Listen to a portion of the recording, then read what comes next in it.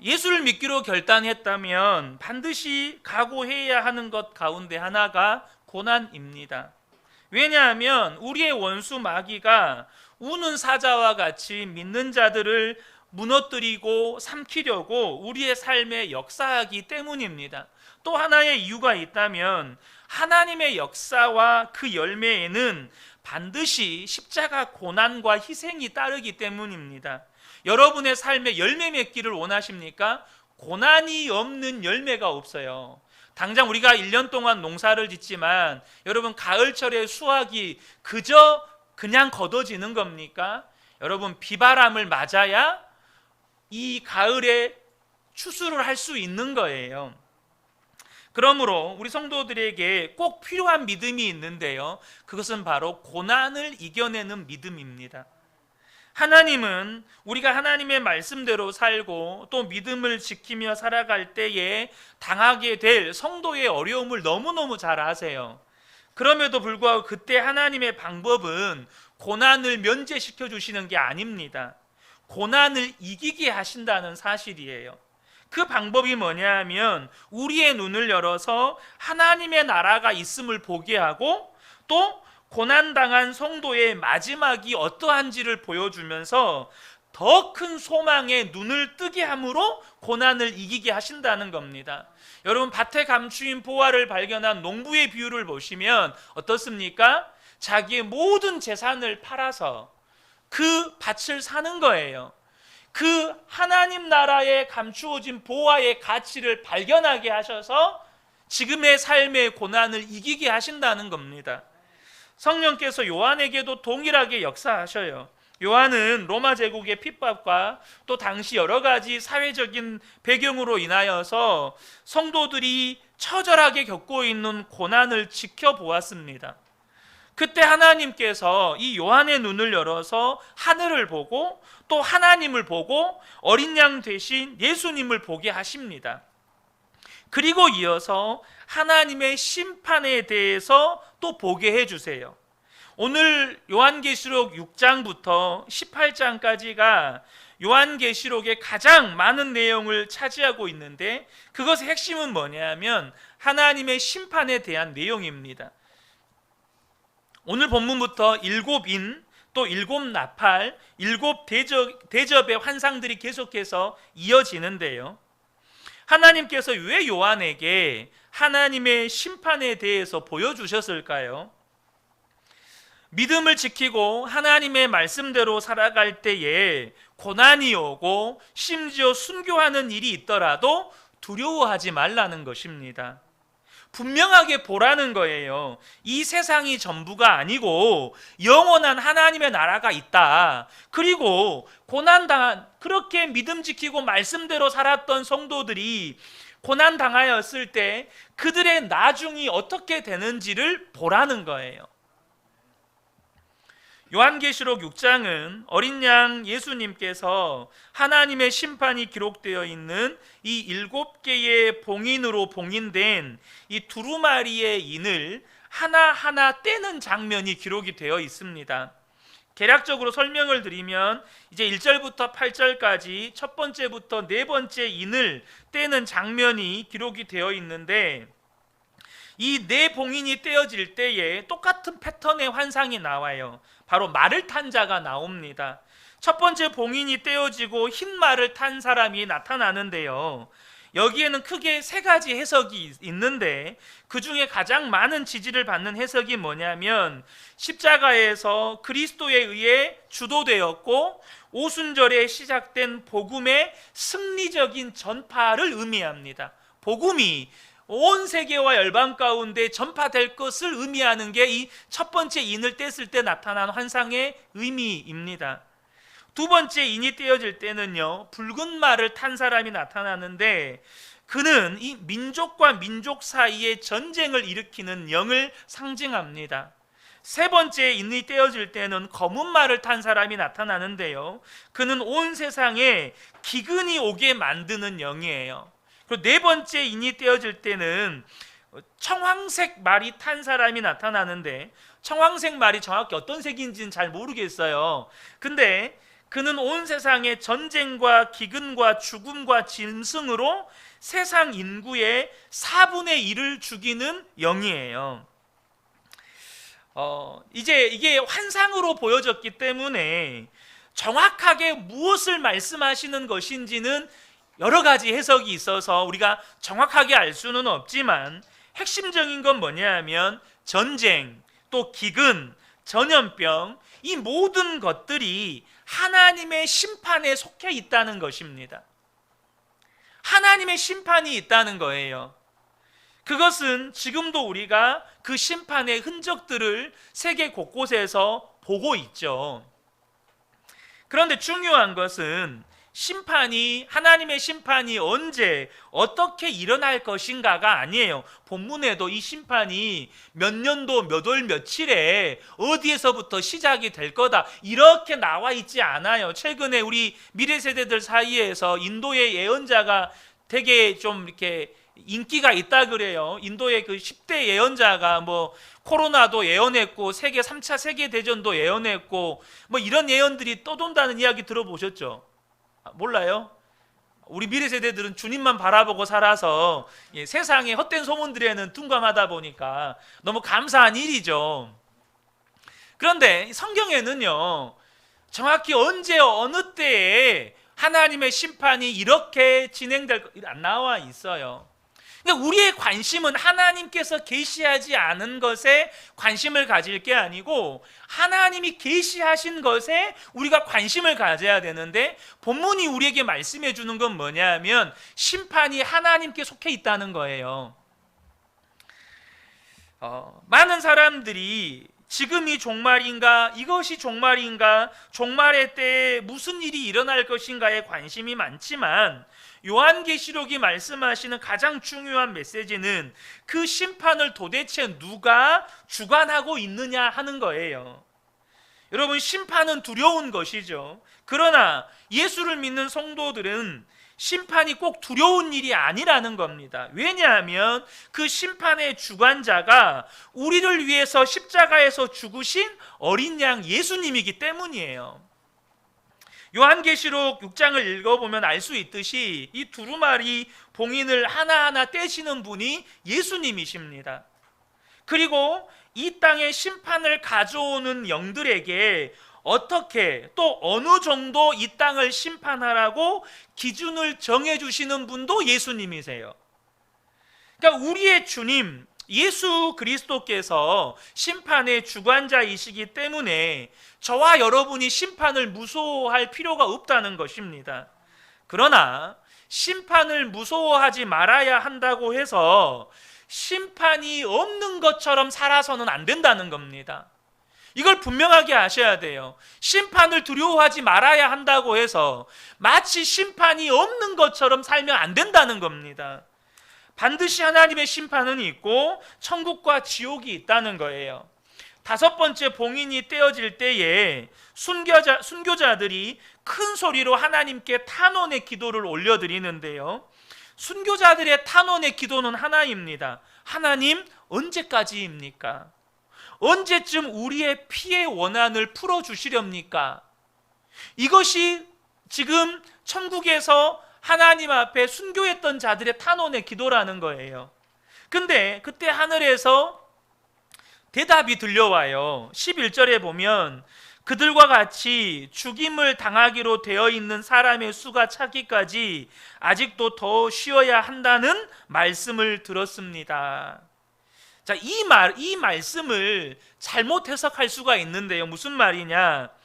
이 말을요, 특별히 이단에서는 순교자의 수가 정해져 있어서 그 수가 차기까지 하나님의 심판이 임하지 않는다라고 해석을 하는 경우가 많아요.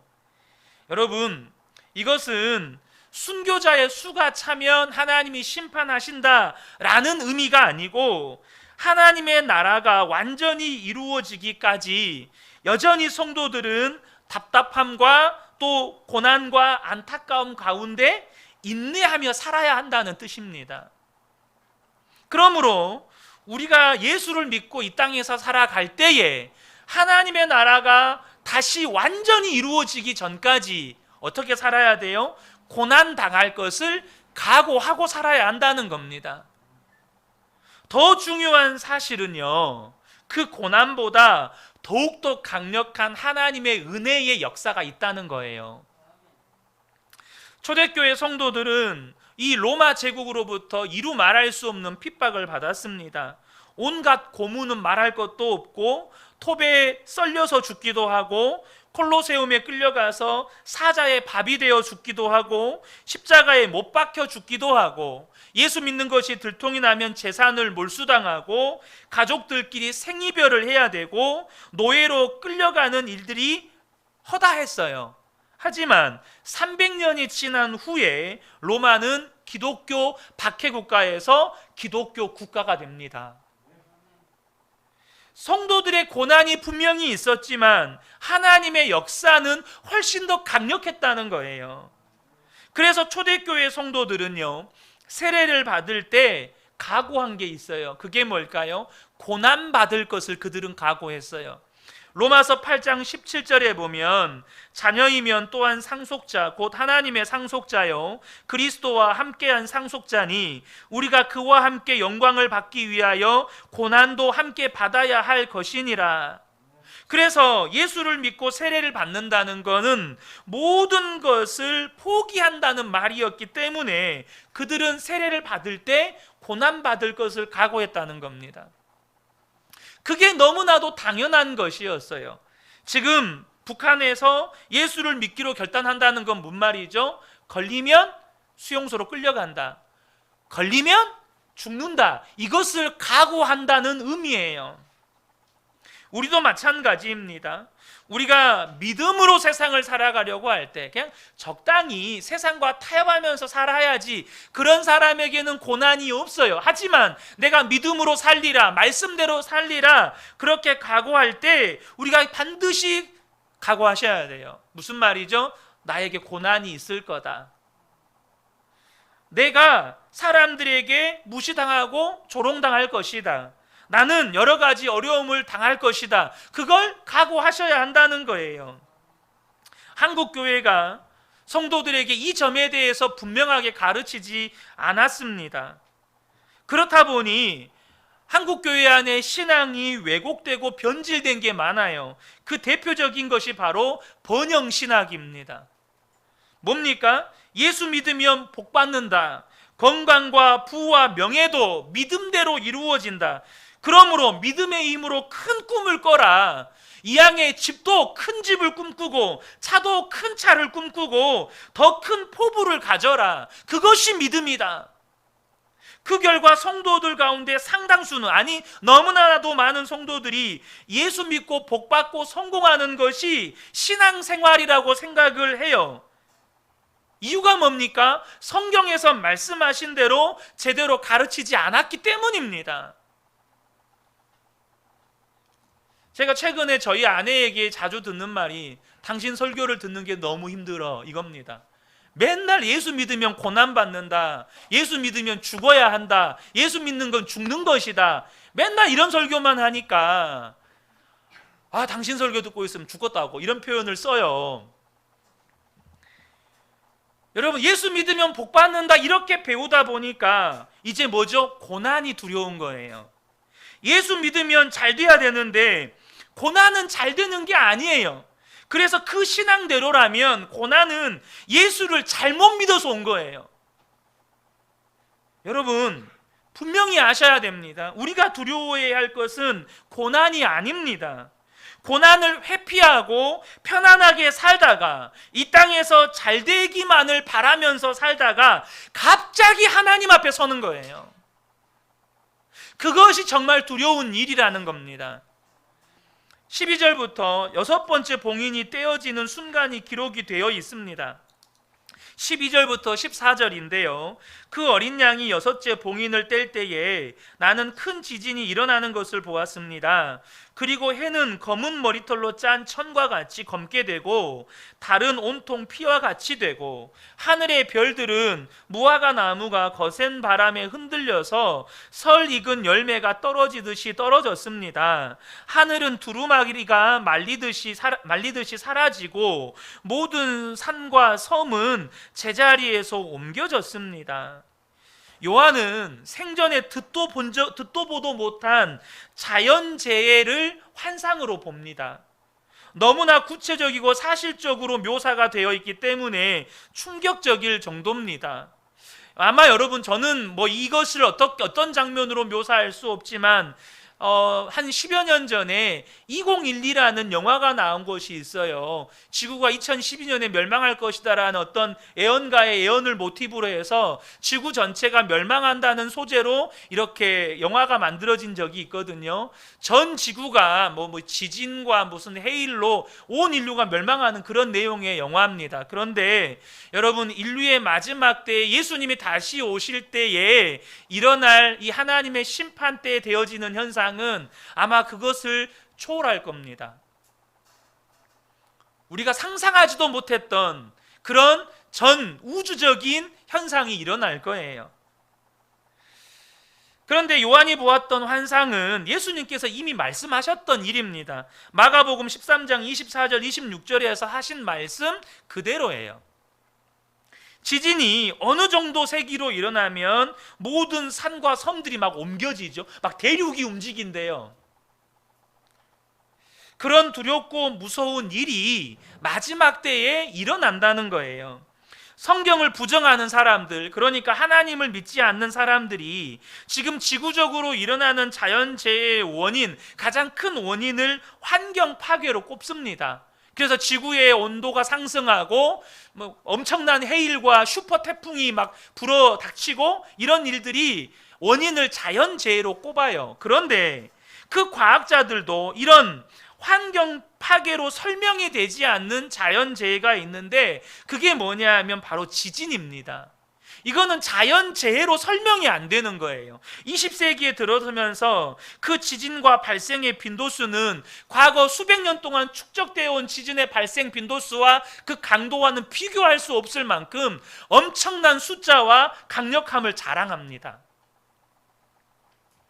이 원인을 과학자들은 설명을 못해요. 그러나 여러분, 그거보다 더 두려운 게 있어요. 온 우주적인 자연재해보다 두려운 게 뭘까요? 그것은 하나님을 뵙는 거예요.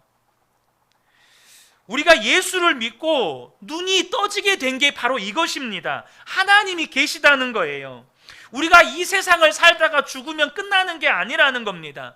반드시 우리가 죽고 나면 하나님을 뵙게 되는데 준비 없이 하나님을 만나게 되는 것은 말할 수 없이 두려운 일이라는 거예요. 여기에 등장하는 임금들과 왕족들과 장군들과 부자들과 강한 자들은 다 사람들이 꿈꾸는 겁니다. 여러분, 누구나 다 최고의 권력자가 되기 원하고 최고의 부자가 되기를 원하잖아요. 세상에서 최고로 성공하기 원해요. 근데 그 사람들이 다 하나님을 뵙는 그 순간에는 그들의 지위나 권력이나 재산이 아무런 소용이 없다는 겁니다. 그 순간에는 이미 때가 지났기 때문에 회개도 못해요. 하나님을 뵙는 것이 얼마나 두려운지 그들은 차라리 죽는 것이 낫겠다고 생각을 하지만 죽어지지도 않아요. 내가 칼로 내 심장을 찔러도 죽어지지가 않아요.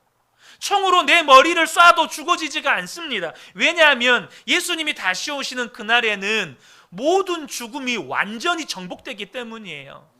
예수님이 부활하심으로 말미암아서 우리의 영원한 사망은 정복이 됐어요. 그래서 예수 믿는 사람들은 여러분, 영원한 지옥 형벌로 던져지지 않고 하나님 나라 백성이 되는 거예요.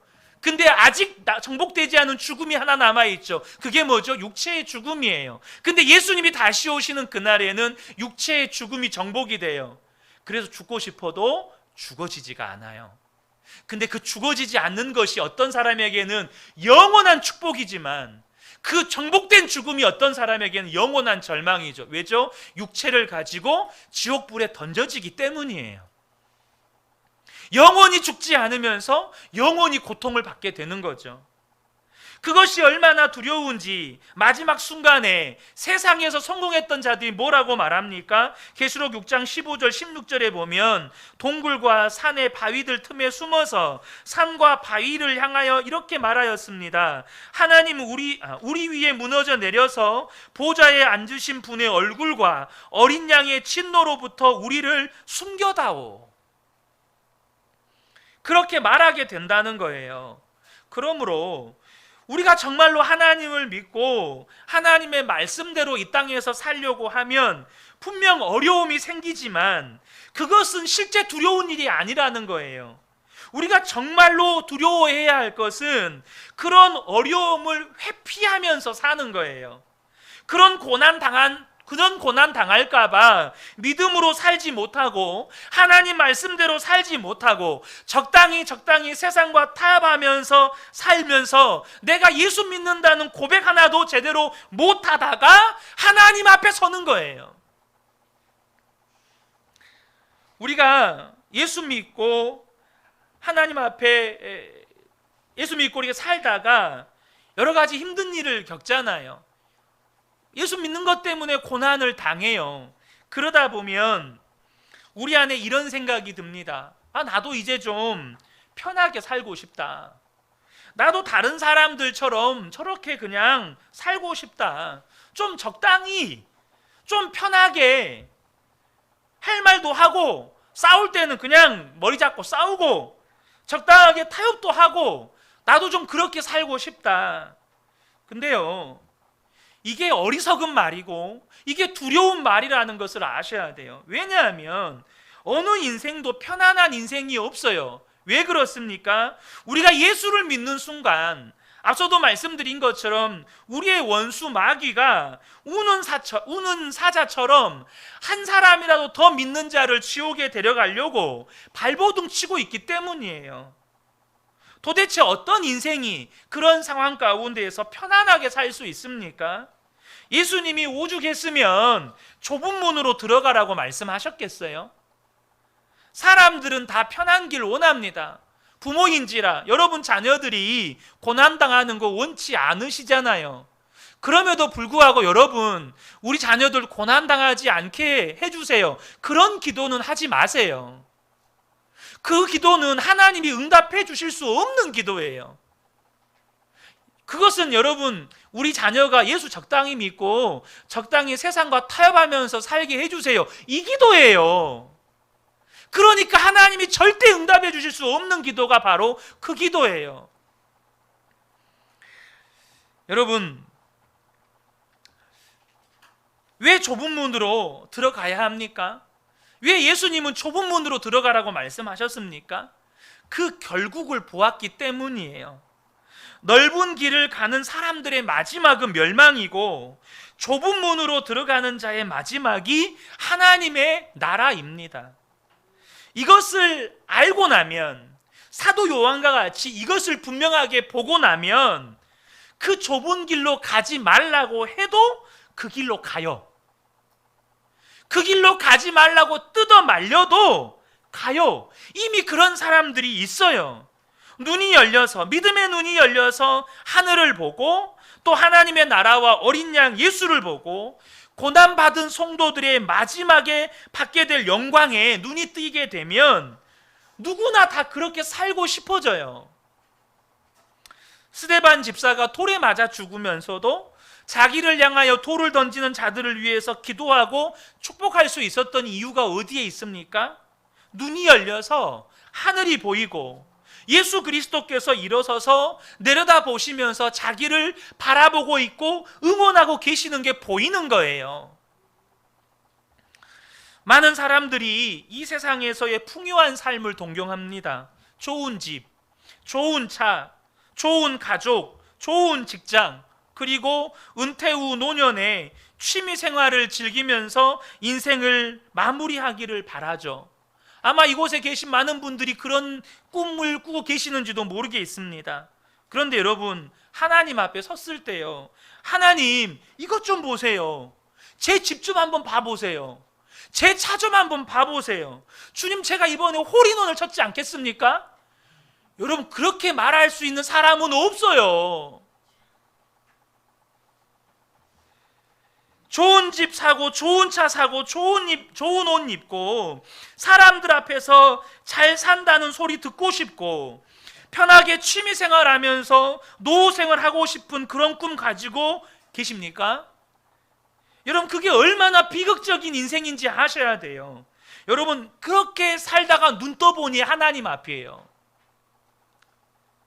그러면 하나님 앞에 할 수 있는 말이 아무것도 없고 하나님이 받으실 만한 삶의 열매도 없어요. 천국에서 나를 알아보는 사람이 없어요. 왜요? 나 때문에 예수 믿은 사람이 없거든요. 내 옆에 있는 김 집사는 천국에 왔더니 제가 당신 때문에 예수를 믿었습니다 하고 수많은 사람들이 몰려들어요. 근데 내가 천국에 갔는데 나를 알아보는 사람이 한 사람도 없어요. 왜요? 나는 이 땅에서 편안하게 살기만을 원했거든요. 그러면 사실 천국에 갈 수는 있을까요? 하나님 앞에 섰을 때 그래 천국 가자 이렇게 하나님이 말씀하실까요? 여러분, 우리가 살고 있는 세상은 분명 우리가 살고 있는 한국 사회는 순교의 세상은 아닙니다. 그러나 하나님 말씀대로 살려고 하면 순교에 못지않는 어려움을 겪게 돼요. 그것을 두려워하면 안 된다는 겁니다. 내가 세상 사는 동안에 고난당하는 게 두려운 일이 아니라 그것을 피하다가 하나님 앞에 서는 일이 두려운 일이라는 거예요. 9절에 순교자들을 이렇게 묘사합니다. 하나님의 말씀 때문에 또 그들이 말한 증언 때문에 죽임을 당한 사람들. 뭔 말입니까? 하나님의 말씀대로 살려고 하다가 그들의 말한 그 증언 때문에 오직 복음 전하다가 죽임을 당했다는 거예요. 이 말이 뭔 말이죠? 예수 믿으면 순교한다는 거예요. 예수 믿으면 죽임 당한다는 뜻입니다. 자, 그러면 예수 믿으면 순교당하고 예수 믿으면 죽는다는데 예수 믿을 사람이 있어요? 초대교회 때 예수 믿으면 곧 죽는 거예요. 사람들도 다 알아요. 예수 믿으면 죽는데. 예수 믿으면 끌려가서 다 죽는데 다 알아요. 그러면 예수 믿을 사람이 없었겠네요? 아니요. 그럼에도 불구하고 예수 믿으면 죽는다는데 예수를 믿는 사람들이 너무 많았어요. 그럼에도 불구하고 믿음을 지키고 예수님을 배반하지 않고 죽임을 당해요. 도대체 그들의 믿음은 어떤 믿음입니까? 바로 하늘을 보는 눈이 열린 사람들이에요. 고난당한 성도들이 결국에는 어떻게 되는지에 대해서 눈이 열린 사람들이라는 것입니다. 지금도 세계에서 가장 순교자를 많이 내고 있는 종교가 기독교입니다. 북한, 아프가니스탄, 말할 수 없이 기독교 박해 국가입니다. 사우디아라비아, 인도네시아, 여전히 엄청난 박해 국가입니다. 그 네 나라가 세계 4대 기독교 박해 국가예요. 여러분, 근데요, 예수 믿으면 죽는다는데 여전히 그곳에서 죽음을 앞두고도 누구도 믿음을 버리지 않고 주 예수님을 부인하지 않는 그런 성도들이 있다는 거예요. 여러분에게 한번 질문을 드리고 싶어요. 소리 내서 대답하지는 마시고요. 속으로 한번 대답해 보세요. 여러분은 순교가 복이라고 믿어지십니까? 예수님 때문에 고난받는 게 복이라는 것이 믿어지시나요? 그냥 대답하지는 마시고 속으로만 대답하세요. 여러분, 아마 믿어지지 않는 분들 계실 거예요. 그러나 이거 하나는 우리가 분명히 하자고요. 무슨 말이냐? 지금까지 여러분이 경험한 은혜가 하나님이 우리에게 부어주고 싶은 은혜의 전부가 아니라는 사실입니다. 그리고 성경에는 우리의 믿음의 선배들 가운데는 또 우리 주변에는 나보다 더 놀라운 은혜의 세계를 경험한 믿음의 사람들이 분명히 있어요. 여러분 이거 인정하십니까? 분명히 있습니다. 그리고 그 은혜 때문에 기꺼이 순교를 당한 믿음의 사람들이 있다는 거예요. 그러므로 우리가 분명히 아셔야 될 것이 뭐냐면 하나님께서 우리를 위해서 예비하신 너무나도 놀라운 은혜의 세계가 우리를 기다리고 있다는 거예요. 그게 어떤 세계입니까? 예수 믿는 것 때문에 죽음도 두려워지지 않고 순교도 복이라고 믿어지는 은혜의 세계인 거예요. 그러므로 저와 여러분이 하늘을 바라보는 눈이 온전히 더 열리고 주님을 바라보는 믿음의 눈이 더욱더 분명하게 뜨여지면 저와 여러분이 그때를 향하여서 기도하고 정말로 그렇게 주님을 바라보면서 나아가면 우리에게도 그 믿음의 은혜의 세계가 열려진다는 거예요. 이게 하나님이 우리를 향해서 바라시는 겁니다. 지금 네가 경험하고 있는 은혜가 전부가 아니야. 지금 네가 경험한 은혜는 빙산의 일각일 뿐이야. 더 넓은 은혜의 세계가 있어. 그럼에도 불구하고 그래도 나는 고난이 기쁨이 아니야. 그래도 나는 순교는 안 했으면 좋겠어. 그런 분이 계실 수 있어요. 그 수준 그대로 그냥 받아들이시면 돼요. 정죄할 것도 없어요. 하지만 분명히 알고 계셔야 돼요. 우리 안에 계신 예수님은 우리가 절대 그 신앙에 머물도록 내버려 두지 않으세요. 여러분 10년 전과 지금을 한번 비교해 보세요. 여러분의 10년 전과 지금의 신앙 똑같습니까? 여러분 분명히 10년 전과 지금의 여러분의 믿음이 달라진 것들이 있을 거예요. 보는 눈이 달라진 게 있을 겁니다. 주님과의 관계도 달라졌을 거예요. 여기서 끝날까요? 아니요. 하나님의 은혜의 세계는 아직도 우리가 다 경험해 보지 못한 미지의 세계예요. 하나님께서 우리에게 주실 은혜는 말할 수 없이 넓고 커요. 그것이 무엇입니까? 정말 하나님 나라를 보는 눈이 열리는 겁니다. 진짜 하나님을 우리의 삶 가운데서 만나면서 경험하며 사는 거예요. 살아계신 주님과 동행하고 그럴 때 저와 여러분의 삶은 정말 하나님의 역사들이 쓰여지는 거예요. 그 사람들이 진짜 믿음의 용사인 겁니다. 베드로 사도가 오히려 시험 만났을 때 즐거워하래요. 베드로전서 4장 12절 13절에 사랑하는 자들아 너희를 연단하려고 오는 불시험을 이상한 일 당하는 것 같이 이상히 여기지 말고 오히려 너희가 그리스도의 고난에 참여하는 것으로 즐거워하라. 이는 그의 영광을 나타내실 때에 너희로 즐거워하고 기뻐하게 하려 함이라. 여러분 제가 지금은 몸이 다쳐서 운동을 그렇게 못하지만 과거에 한참 운동을 좋아했을 때는요 운동을 하고 나면 근육통이 오거든요. 여러분 그거 아십니까? 어느 일정 단계가 지나가면요 근육통이 쾌감으로 온다는 거. 온몸은 근육통으로 시달리는데 그 근육통이 내 안에 즐거움이 돼요. 그래서요 계속 운동을 하게 돼요. 마찬가지입니다. 저와 여러분이 진짜 믿음의 눈이 뜨이면 고난 중에 즐거워할 수 있어요. 고난 중에 감사할 수 있고 고난 중에 찬양할 수 있습니다. 사도 바울도 똑같은 말씀을 해요. 로마서 8장 18절에 현재의 고난은 장차 우리에게 나타날 영광과 비교할 수 없도다. 도대체 어떤 사람들이 이런 말을 할 수 있습니까? 눈이 열린 사람이에요. 하나님 나라가 있고 영원한 하나님이 계시고 하나님의 심판이 있고 고난당한 성도들이 그 나중에 어떻게 되는지 어떤 영광을 받게 되는지를 분명하게 아는 믿음의 눈이 열린 사람들입니다. 이 시간 성령님께서 우리 모든 성도님들에게 이 믿음의 눈을 열어주시기를 축복합니다. 여러분 분명히 싫지만 유익한 것들이 있어요. 많은 분들이 운동 싫어하시죠? 근데 운동이 유익해요. 여러분 고난이 그 대표적인 것입니다. 우리의 문제는 영적인 눈이 열려서 하늘을 보고 고난당하는 자가 그 결국에는 어떻게 되는지 그것이 뜨였느냐 안 뜨였느냐의 문제예요.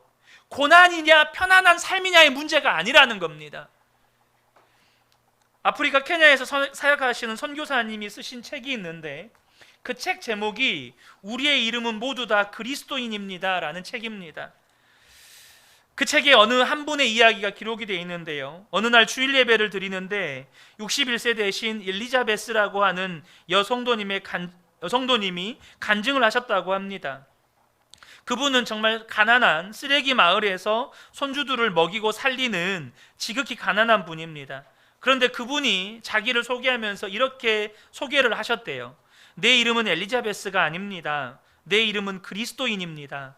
복음을 알게 된 순간 저는 더 이상 쓰레기 마을에 사는 가난한 노인도, 손주들을 먹여 살려야 하는 고달픈 노인도 아닌 하나님이 택하신 사람 그리스도인일 뿐입니다. 여러분은 그리스도인이 맞습니까? 여러분의 이름들이 다 있으시죠? 하지만 우리에게는 한 가지 이름밖에 없어요. 바로 그리스도인입니다. 그런데 여러분, 그리스도인이라는 말의 의미가 무엇인지 아십니까? 이 그리스도인이라는 이름이 처음으로 등장한 게 사도행전 11장입니다. 수리아 안디옥 교회의 성도들이 그리스도인이라는 이름을 세상 사람들로부터 듣게 돼요. 그런데 이 그리스도인이라는 이름의 호칭은 뭐냐면, 당시 이 그리스도인, 예수를 믿는 사람들이 십자가에 죽으신 예수를 따라다니는 무리들이다, 이렇게 세상 사람들로부터 빈정거리면서 들었던 말이 그리스도인입니다. 저 인간 그리스도인이야, 저놈은 그리스도인이야, 그 십자가에서 죽어버린 예수를 따라다니는 어리석은 무리들이야. 그 그리스도인이란 말에 사람들로부터 듣게 되는 손가락질, 비아냥거림, 조롱소리가 포함되어 있는 거예요. 여러분, 그리스도인은 고난받는 사람들이에요. 다른 표현으로 하면 그리스도인은요, 예수님에게 완전히 미친 사람들이에요. 그게 그리스도인입니다. 우리가 다른 사람들에게 그리스도인이라는 호칭을 들을 때는요, 그 사람들의 비아냥거림이 들어있어요. 야, 저 사람 예수 믿는데? 진짜 사람이 어리석네, 바보 같네, 왜 저렇게 손해보고 살아? 왜 저렇게 멍청하게 살아? 왜 저러고 산대? 그 의미가 담겨 있는 거예요. 여러분, 그러나 그런 이름을 얻는 것을 두려워하지 마시기를 축복합니다. 그것이 구원의 길이고 오히려 고난을 이기는 길이에요. 여러분, 다들 삼손을 아실 겁니다. 머리가 깎여서 힘 다 잃고 두 눈 뽑히고 블레셋 사람들을 위해서 맷돌을 돌리던 처량한 신세로 빠졌던 이 삼손이 다시 머리가 자라면서 하나님 앞에 기도를 합니다. 무슨 기도를 하죠? 하나님 살려주세요, 저 다시 힘을 주세요, 이런 기도 안 합니다. 무슨 기도합니까? 하나님, 저 여기서 죽겠습니다. 그러나 이 블레셋 무리와 함께 죽게 해주세요. 그래서 하나님의 영광 나타내게 해주세요. 살겠다고 안 했습니다. 눈 고쳐달라고도 안 했어요. 이 힘든, 이 평생 맷돌 돌려야 되는 이 처량한 신세에서 나 건져주세요라고도 기도 안 했습니다. 단지 하나님의 영광만 나타내게 해주세요. 하나님의 대적들과 함께 죽겠습니다. 그러므로 삼손에게 하나님의 영광이 임했어요. 이것이 우리가 이 세상을 이기는 비밀입니다. 죽기 살기로 예수님만 붙잡고 사는 거예요. 말씀대로 사는 건 힘들다, 이거 완전 센 거짓말입니다. 무슨 말입니까? 철저하게 말씀을 붙잡지를 못하니까 힘든 거예요. 나는 죽고 예수로만 사는 십자가 복음을 철저하게 붙잡지 못하니까 힘든 거예요. 여전히 내 힘이 안 빠졌어요. 여전히 내 힘으로 살려고 하니까 죽겠는 거예요. 여러분, 말씀대로 사는 게 힘든 게 아니에요. 말씀대로 살면 반드시 살아나요.